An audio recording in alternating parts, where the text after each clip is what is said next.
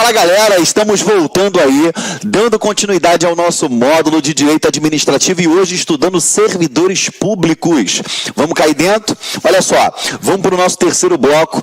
A gente parou na aula passada nesse tópico falando a respeito da exigência de concurso público, perfeito? Então vamos lá. Exigência de concurso público. A investidura em cargo ou emprego público depende de aprovação prévia em concurso público de provas ou provas e títulos de acordo com a natureza e complexidade do cargo ou emprego na forma prevista em lei, ressalvadas as nomeações para o cargo em comissão, declarada em lei de livre nomeação e livre exoneração. Esse é o artigo 37, inciso 2 da Constituição Federal. O que a gente tem que ter atenção? Geraldo, eu já cansei de ouvir falar isso, não tem problema. Mas você tem que prestar atenção numa coisa. A investidura em cargo ou em emprego público, ela depende de aprovação prévia em concurso público. Esse concurso ele pode ser de provas ou de provas e títulos. Cuidado, que eu já vi questões do CESP, questões da FCC, já vi questões das mais variadas bancas falar a questão que o concurso público ele pode ser de provas ou títulos, ou de provas e títulos. Cuidado, tá bom? De acordo com a natureza e a complexidade do cargo ou emprego na forma prevista em lei, e o resto a gente já bateu direitinho isso daí, tá bom? Vamos lá, deixa eu apagar isso daqui para a gente dar continuidade. Esse dispositivo ele é aplicável à administração direta e indireta, inclusive para o preenchimento de empregos nas empresas públicas e sociedades de economia mista. Pessoas jurídicas de direito privado integrantes da administração indireta. Ao falar em concurso público, a Constituição Federal ela está exigindo o procedimento aberto a todos os interessados, ficando vedado os chamados concursos internos. Então, bota isso na tua cabeça. Uma vez você tendo um concurso público, esse concurso público ele é aberto a todo e qualquer interessado, perfeito? Ficando vedado os concursos internos. Só abertos a quem já pertence ao quadro de pessoal da administração pública.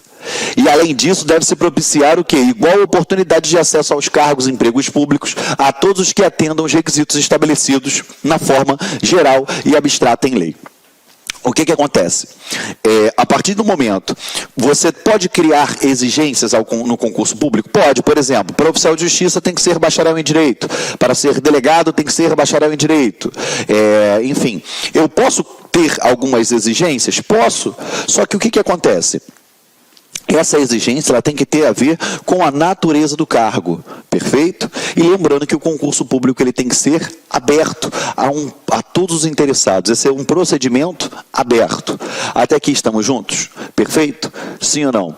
Outra coisa, quando a gente fala que esse dispositivo ele é aplicado a toda a administração pública direta e indireta, faço questão de renovar esse entendimento com você, para que você não esqueça, entendeu? Eu tenho aqui, administração direta, beleza? Aqui eu tenho quem, gente? União, estados, Distrito Federal, municípios, beleza? Administração indireta. Esse nome indireta é porque a administração pública ela quer prestar aquele serviço, mas não diretamente, ela vai fazer isso através de outras pessoas, por isso que o nome é indireta, entendeu? É através de outras pessoas. E quem seria a administração indireta? Nós temos aqui, autarquias, eu tenho as empresas públicas, as sociedades de economia mista, e eu tenho as fundações públicas. Tá? Que podem ser direito público ou direito privado, que vocês já sabem disso, tá bom? Então, quando ele fala que se aplica tanto a direta quanto a indireta, é a todo mundo. Falou em administração pública, tem que fazer concurso público, perfeito? Estamos juntos? Tá? Vamos lá. Então, a gente não pode dar mole com relação a isso aí. Sempre prestando atenção nos detalhes, tá bom? Agora, a gente tem que ter cuidado com algumas exceções, tá? Vamos lá. Para os cargos em comissão e para a contratação por tempo determinado, ou seja, contratos temporários, para atender necessidade temporária de excepcional interesse público, dispensa-se o concurso público. Também a nomeação dos membros dos tribunais não necessita ser precedida de concurso público. Olha só, o que eu quero que você entenda? O cargo em comissão ele é de livre nomeação e livre exoneração, ele é ad nutum. Se eu tenho um temporário, eu não vou ter um concurso público. Eu já falei para vocês em aula passada que se for emergencial eu contrato direto, se não for emergencial eu faço um processo seletivo simplificado, beleza? Que não se confunde com um concurso público. Quando ele fala membros dos tribunais, ele está falando, por exemplo, quando ele está falando lá dos ministros do Supremo, você imagina, ele fez concurso público? Não. Ele vai ser nomeado lá para aquele cargo, mas não vai ser por concurso público, entende? Então eu tenho certas exceções, tá bom? Aqui, ó. Importante perceber que o concurso público ele deverá ser de provas ou de provas e títulos e ficando assim proibida a realização de contratações para cargo ou empregos efetivos com base na análise exclusiva de títulos ou currículo ou qualquer outro procedimento que não inclua a realização de provas. Olha só. Eu posso ter um concurso só de provas? Posso. Eu posso ter um de provas e títulos. Eu não posso ter um só de títulos, porque senão você analisa de forma subjetiva aquele candidato. Perfeito? É óbvio, né? A gente sabe que nem sempre aquele que passou no concurso público é o mais apto a desenvolver aquela função, é o mais predisposto a desenvolver tal atividade, entende? Porém, esse é o mecanismo que até hoje tem se tornado mais isonômico para poder você fazer a escolha de um servidor. Porque para e pensa, você aí de casa que está querendo ser servidor público e não tem parente nenhum na administração pública, você acha que você iria conseguir trabalhar na administração pública? É óbvio que não. A gente conhece o país que a gente vive. É lógico que iria ter a preferência para os que estão lá já dentro da administração pública. Então, para evitar isso, concurso público. Todo mundo disputa de igual para igual e a gente vai ver quem vai se sair melhor naquela prova. Tá? Embora nem sempre a prova venha medir quem vai ser melhor naquele cargo. Tá bom? Olha só. Segundo a súmula 686 do STF, só por lei se pode sujeitar a exame psicotécnico a habilitação de candidato a cargo público. O que acontece? A gente percebe que em alguns concursos públicos, né, é exigido esse exame psicotécnico. Por exemplo, você vê isso no concurso da Polícia Federal, você vê no concurso das polícias militares, das polícias civis, você vê nos concursos para as Forças Armadas. O candidato, ele é submetido a um exame psicotécnico justamente para saber que não importa, por exemplo, um agente da Polícia Federal, um delegado federal, não importa que ele seja o mais intelectual, não importa que ele seja o mais perfeito atleticamente, porque a prova da Polícia Federal, ela exige uma performance física muito grande do seu candidato. Se esse cara for extremamente agressivo, se esse cara ele tiver uma agressividade e não conseguir controlar essa agressividade, ou se esse cara ele for muito apático, tudo isso vai ser analisado. Então vai ser analisado o perfil psicotécnico daquele candidato para saber se ele se enquadra nas atribuições que ele vai desenvolver naquele cargo. Eu tive um aluno meu que ele era policial militar de um determinado estado, ele fez a prova para oficial, passou em tudo e ficou reprovado no psicotécnico. E ele falou para mim: Geraldo, como eu posso ficar reprovado em um psicotécnico se eu já sou policial militar na mesma casa? Aí beleza, vamos fazer o recurso. E aí depois veio a resposta, dizendo o seguinte: olha só, ele é habilitado para ser praça, mas para ser oficial, o exame psicotécnico diz que ele não condiz com o oficialato. Foi o que o exame disse. Independente se estava certo ou se não estava certo, você entendeu o porquê do exame? Beleza? E a súmula 686, ela diz que só pode se sujeitar o exame psicotécnico à habilitação de candidato do cargo público se eu tiver o quê? Se a lei, só por lei. Se eu já tiver lei determinando isso. Tá? No caso de constatar a ocorrência de irregularidade na realização de um concurso ou em qualquer de suas fases, a administração ela deve se valer do seu poder de autotutela e invalidar o concurso público. Nesse caso, a hipótese de anulação, quando se constata alguma ilegalidade insanável em alguma etapa do certame. Olha só. algumas coisas, né? Primeiro, o princípio da autotutela aqui. O que é autotutela? O nome já diz, ó, autotutela. Ela está se tutelando. É quando a administração, ela se controla. Ela se tutela. Então, a administração pública, uma vez evidenciado um erro, em alguma das fases daquele certame, ela vai se utilizar do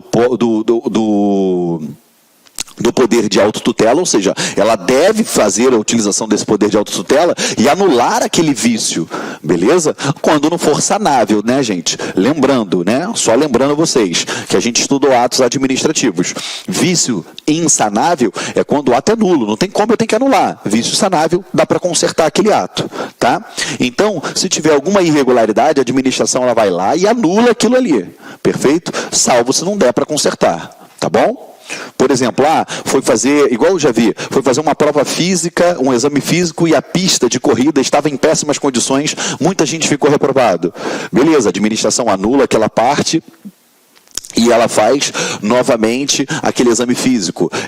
Vamos lá, outro exemplo, real agora. Delegado de Pernambuco teve uma suspeita de irregularidades no psicotécnico, não tem problema, anularam aquela etapa do concurso e convocaram todos os candidatos a fazerem o exame psicotécnico novamente.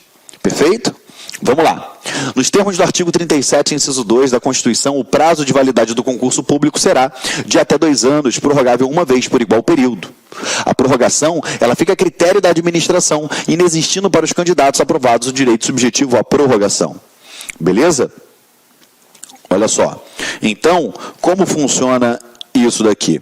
A partir do momento, deixa eu só fazer o seguinte, eu falo aqui o finalzinho e aí eu falo e depois eu boto no quadro para vocês. Olha só. Esse prazo ele é contado da homologação do concurso, que é o ato administrativo mediante o qual a autoridade competente certifica que o procedimento do concurso foi válido e regularmente concluído.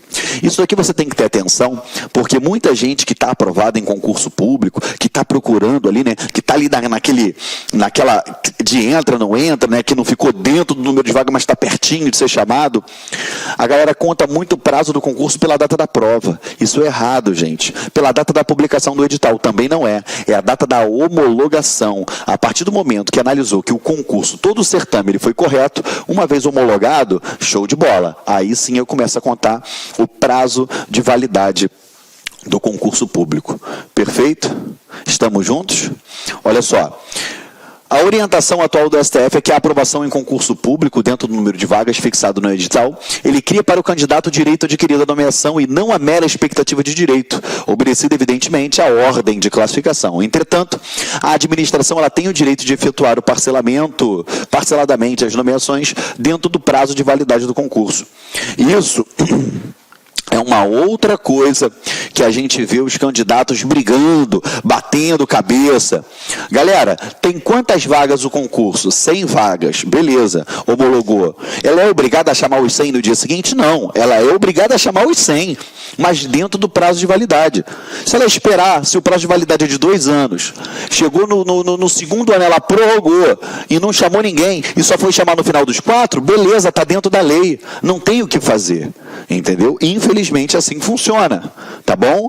Então, cuidado, tá? Não é o fato de ter sido aprovado dentro do número de vagas que vai ser chamado de imediato, tá? Tem que ser chamado, dentro do número de vagas, mas dentro do prazo de validade do concurso público. Eu vou fazer um esqueminha de desenho aqui e depois vocês vão entender isso, tá? Perfeito? Olha só, continuando aqui com vocês. O STJ ele foi mais longe ainda e disse que se o edital não fixar número de vagas, ou seja, se o concurso for apenas para cadastro de reserva, o primeiro colocado no concurso tem direito à nomeação, pois se presume que há uma vaga disponível. Inicialmente, eu peço licença, meus queridos amigos, mas é o seguinte, estou interrompendo suas aulas, seus estudos, mas essa aula é uma aula demonstrativa do site Lá Concurso, para você ter conhecimento, para você ter uma noção, a qualidade, a seriedade e a responsabilidade do nosso curso. Posso dizer para vocês o seguinte, que aqui na Lá Concursos vai ser o melhor custo-benefício do mercado, preços bastante acessíveis, cursos, você pode ter absoluta certeza, completos, atualizados, ponto a ponto do edital. No nosso curso, garanto para você que aqui você vai conseguir adquirir o conhecimento necessário suficiente para realizar uma excelente prova. Gostou? Quer saber mais? Quer continuar assistindo essa videoaula? Quer ter o PDF? Quer fazer o curso? Cara, então clica aqui embaixo, bora matricular. Vou apresentar os preços aqui para vocês, ó. Conhecimentos básicos, ó, apenas R$ 99,90, sem pegadinha, sem pegadinha. Agente administrativo, o nosso principal cargo, ponto a ponto administrativo. E pode ter certeza, a maioria dos alunos aprovados nesse concurso para este cargo, garanto, vai ser aluno nosso aqui da Lá Concurso. Técnico de enfermagem, R$ 149,90 e o de enfermagem, R$ 189,90. Vamos embora, vamos estudar aqui na Lá Concurso. Espero vocês. Forte abraço. Tchau, tchau.